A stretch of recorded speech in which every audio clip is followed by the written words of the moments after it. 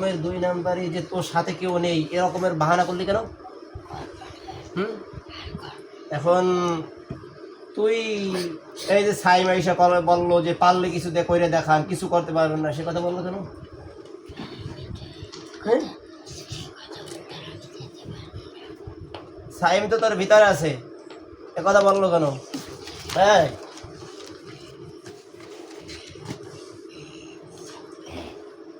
কে থাম, এখানে সাইম সাইম। হ্যাঁ রে, তোরা এখন সবাই মৃত্যুর জন্য প্রস্তুতি নে, বুঝছো? সাইম না, মাগরিবের নামাজ পড়বো তো, টাকা আমার দি টাকা, আমার দি টাকা, সোজাই বয়, সোজা হয়ে বয়, হ্যাঁ সোজা হয়ে বয়।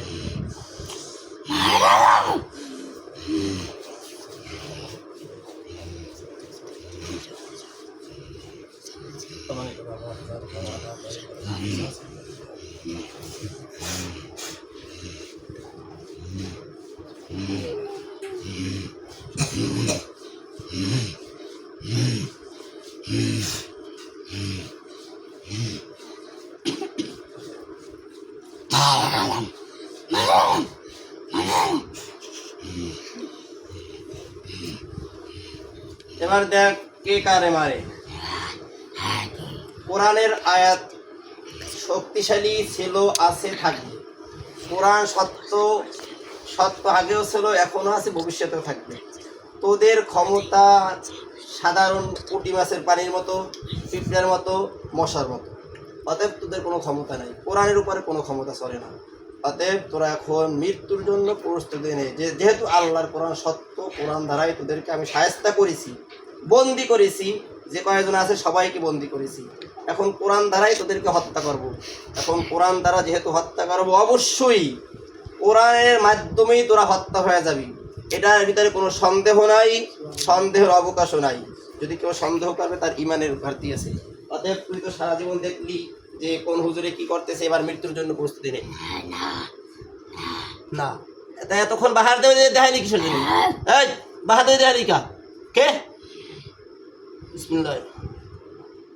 ইয়া রাব্বুল আরশিল কারীম, শরীরের ভিতরে যে কয়জন আছে সব হত্যা হয়ে যাক।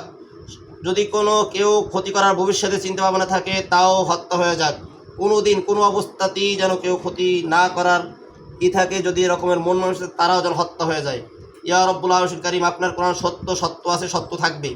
এই কোরআনের মাধ্যমেই তাদেরকে হত্যা করতেছি। বিসমিল্লাহ। আল্লাহু আকবার, আল্লাহু আকবার। সমস্ত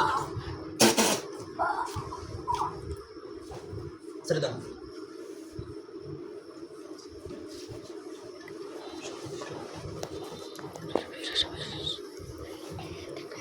আল্লাহু আকবার।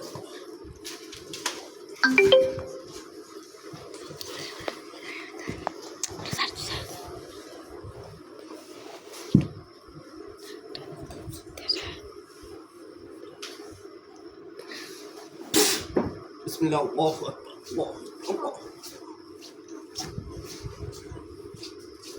আল্লাহু আকবার।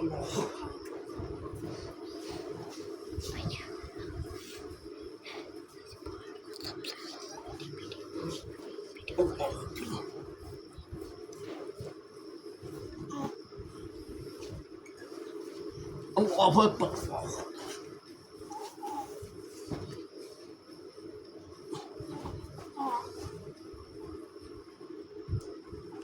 ইয়া রাব্বুল আরশিল কারীম, সবাইকে জ্বালাইয়া পোড়াইয়া ছাই করে দেওয়া হোক।